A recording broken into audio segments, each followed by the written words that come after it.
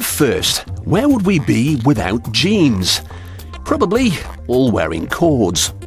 And for those who like their denims to be a cut above the rest, here's a factory that makes designer jeans. There are 19 different pieces of fabric for each pair. First, they plot out all the different shapes on a computer to make sure they use every inch of denim.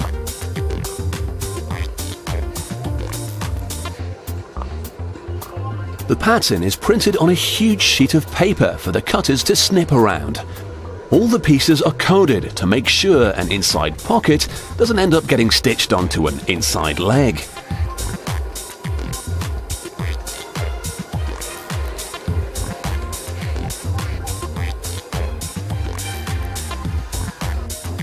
Downstairs, they're piling up the denim ready for the template.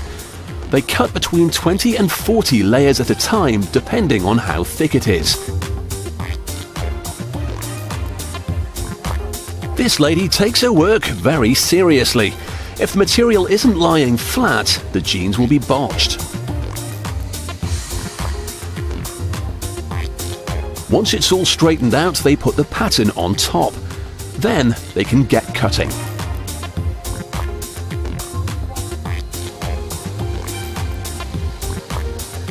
This cutter might look like an extra from Braveheart, but he's actually wearing the glove for a very good reason: to stop him cutting his fingers off with the compass saw.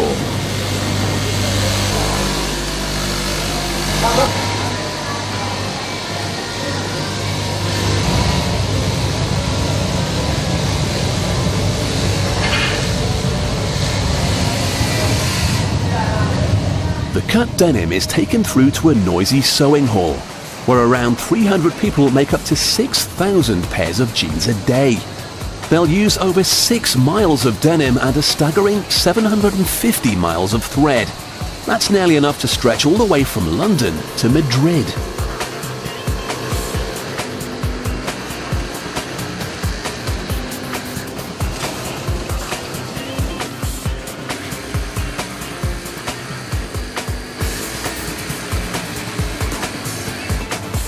The outer seams on the legs have to be invisible, so they fold both edges over and stitch from the inside.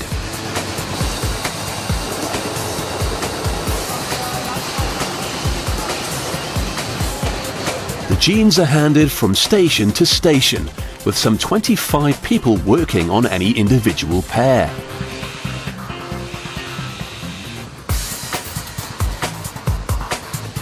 Finally, they add the studs.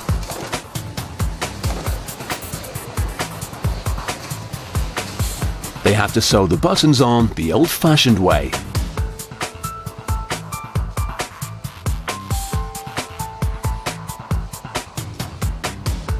The needlework's complete and is given a once-over from a quality controller.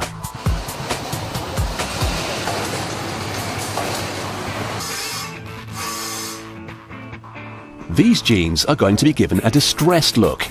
They're inflated and then workers scuff them with sandpaper. It's all done by hand, so every pair is a one-off. When they get washed later, the colour will run from the scuffed areas to make them look worn.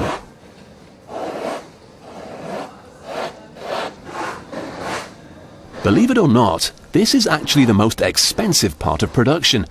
It takes quite a while to get the lines in the right place so they look like natural crease lines.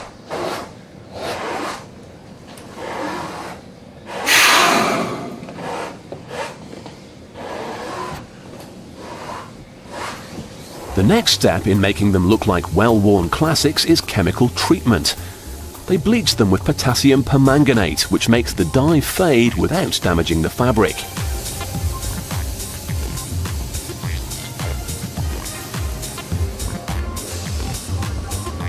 More durable denim gets a sandblasting. The jeans are fixed to clamps. And then the unit is sealed so that sand isn't flying all over the place. A worker sprays a pair with about 1 kilo of sand at 4 bars of pressure. He has to be careful not to spray the same spot for too long or the fabric will be damaged. Last, but perhaps least, there's the stonewash look. Apparently, some people think it's still fashionable. To get a stonewash effect, you need stones. 50 kilos of them.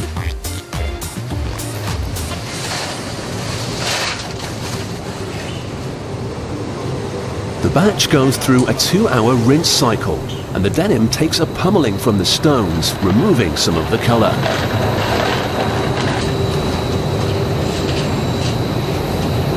When it's finished, a worker unloads the giant machine. The jeans and stones are loaded together into a large trolley. They'll be separated at the next stage.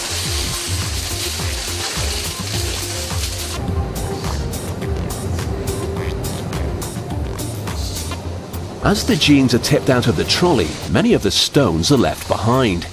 Those that remain are sieved out through holes in the dryer. All of them are collected and will be reused over and over again.